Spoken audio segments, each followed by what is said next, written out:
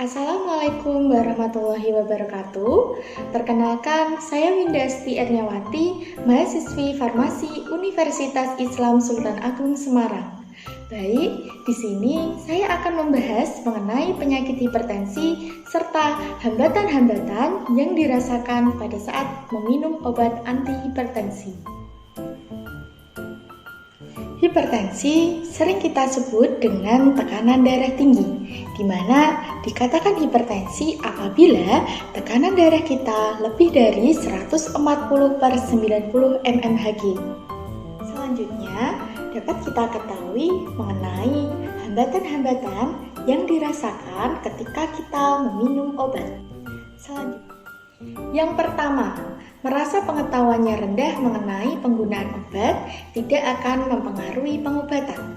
Eits, hal tersebut salah ya, karena gimana jika pengetahuan kita mengenai penyakit hipertensi itu rendah, maka tingkat kepatuhan minum obat kita juga bakal rendah.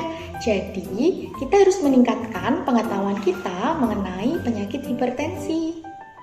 Yang kedua, merasa sikap hati-hati dalam penggunaan obat menjadi kendala dalam menggunakan obat.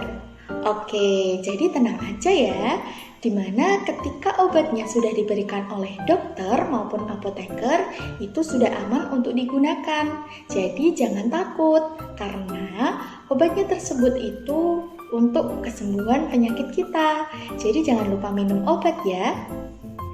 Yang ketiga, merasa banyaknya jumlah obat yang diminum menjadi kendala dalam minum obat. Oke, jadi tenang aja ya. Ketika obat yang kita dapatkan itu banyak, itu gak apa-apa, kita harus tetap meminum semuanya. Karena dimana ketika obat tersebut sudah diberikan oleh dokter maupun apoteker, itu berfungsi untuk kesembuhan penyakit kita. Jadi kita tidak boleh hanya meminum 1, 2 saja. Jadi kita harus meminum semuanya. Karena apa? Karena obatnya tersebut itu untuk menjalani pengobatan kita agar kita cepat sembuh.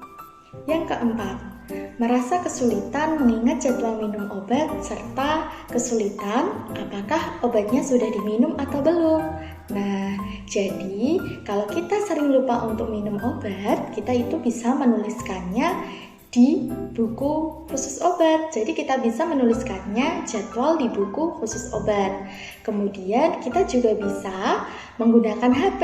Jadi nanti kita bisa menyetel alarm jamnya ketika hendak kita minum obat. Kemudian kita juga bisa menyimpan obat di kotak obat khusus. Nah, nanti biar kita tidak bakal lupa minum obatnya.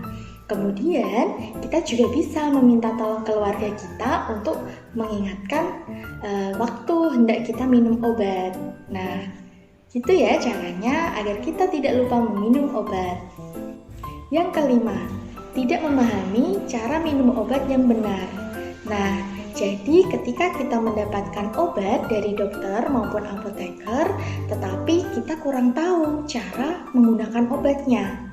Nah, kita itu bisa menanyakan bagaimana cara menggunakan obatnya kepada dokter maupun apoteker. Kita tidak usah takut untuk bertanya. Nah, kalau kita sering lupa, kita bisa menuliskannya di buku khusus untuk bagaimana sih cara minum obatnya, kemudian diminum berapa kali sehari. Atau kita juga bisa meminta tolong keluarga kita untuk mengingatkan bagaimana cara meminum obat yang benar dan bagaimana aturannya, seperti itu. Yang keenam, merasa tidak nyaman dengan efek samping obat yang muncul selama pengobatan. Nah, contohnya ada batuk, sakit kepala, nyeri pada perut, kemudian sering buang air kecil, sulit tidur. Nah, ketika kita mengalami hal tersebut, itu tidak usah takut dan khawatir. Karena apa? Karena hal tersebut itu adalah hanya efek samping aja dari obat yang kita minum. Jadi tidak usah takut dan khawatir ya. Kita harus tetap meminum obatnya. Baik, cukup sekian penjelasan dari saya. Jangan lupa selalu patuh minum obatnya ya. Wassalamualaikum warahmatullahi wabarakatuh.